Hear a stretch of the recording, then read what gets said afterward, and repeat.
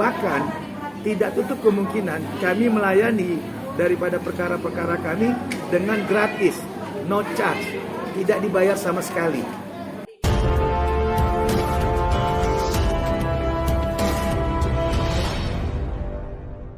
Dalam hal ini bisa saya lurusin, kadang-kadang kan orang melihat sesuatu itu kalau melakukan kejahatan dianggap sudah salah. Sementara kejahatan itu kan harus dibuktikan. Makanya kita punya ajas, yaitu ajas praduga tidak bersalah dan equality before the law, persamaan hak di mata hukum. Baik itu pelaku ataupun korban, itu masing-masing harus dibuktikan melalui persidangan.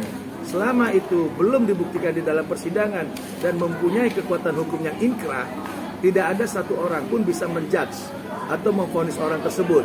Karena kenapa? Jangan lupa, semenjak kita lahir di dalam kandungan ibu kita itu terikat dengan yang namanya human right, yaitu hak asasi manusia.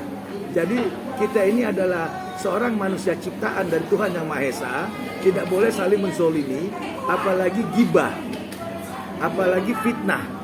Untuk memulai sesuatu hal, untuk memenangkan suatu perkara, mereka memposisikan dengan hal-hal yang membuat asumsi, ya kan? Lalu opini-opini, sehingga netizen atau masyarakat yang memang tidak duduk masalahnya dia tahu, itu gampang sekali menghakimi. Nah, ini yang kita sangat sayangkan. Terutama kami sebagai seorang advokat, kami hanya menjalankan tugas sesuai amanah undang-undang advokat kami. Kami tidak boleh memilih perkara apa yang kami harus tangani. Kita tidak boleh memilih dari strata mana masyarakat yang minta tolong kepada kami. Bahkan tidak tutup kemungkinan kami melayani daripada perkara-perkara kami dengan gratis, no charge, tidak dibayar sama sekali. Nah, itu yang perlu masyarakat tahu. Tidak semua harus mentang-mentang kita kayak kemarin saya nanganin kasus Clara Gopa, lantas juga beberapa artis-artis lain. Itu tidak semerta-merta hanya kerja profit. Di tempat yang lain saya akan ambil yang non-profit, artinya gratis. Jadi ada subsidi silang. Nah, yang penting ilmu hukum kita itu bisa jadi manfaat dan berfaedah untuk orang lain.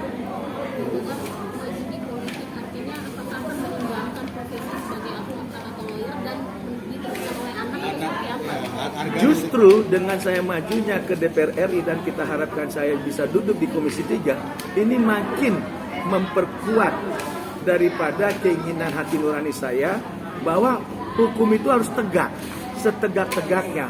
Hukum itu tidak boleh diintervensi, hukum itu tidak boleh menjadi komoditi. Di mana kita banyak sekali tahu, artinya oknum-oknum, baik itu pengacara, baik itu polisi, oknum jaksa, oknum hakim, bahkan ke Mahkamah Agung sendiri, itu tidak luput daripada dunia-dunia yang namanya makelar kasus. Nah, ini kan yang nggak boleh.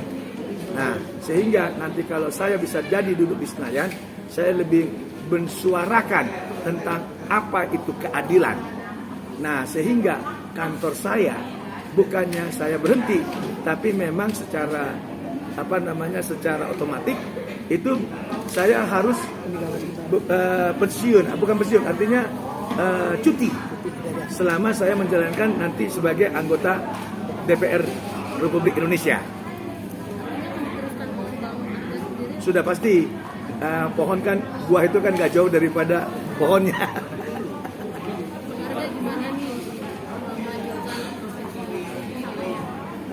Melanjutkan sih bahasanya, tapi ayah saya kan dari 20 tahun lalu udah membangun law firm ini kan dari kecil banget, dari kecil lah kasarannya. Jadi bukan melanjutkan sebenarnya, tapi malah membesarkan lagi lah kasarannya. Itu sih sebenarnya poinnya. Bayangin loh, dari ruko kecil bisa sekarang kita berdiri di kantor yang megah. Jadi itu kan satu prestasi, bukan satu kebanggaan ya. Prestasi, proses nggak mudah, bahwa jadi seorang advokat itu harus jatuh bangun, penuh perjuangan, tidak serta-merta mentang-mentang pakai berlian atau mobil bagus, sepatu mahal, sudah dianggap itu mumpuni. Nggak semua. Tapi kita tunjukkan dulu yang namanya kemampuan intelektual kita, kemampuan kita bersidang, kemampuan kita mendampingi klien-klien kita, terutama untuk memperoleh kasus itu supaya perkara itu bisa terang. Jangan malah kasus itu diputar balik sehingga malah jadinya tidak jelas. Itu yang tidak kita inginkan, jadi abu-abu. Bahkan untuk memenangkan satu perkara harus membayar sesuatu. Ini kan nggak bagus.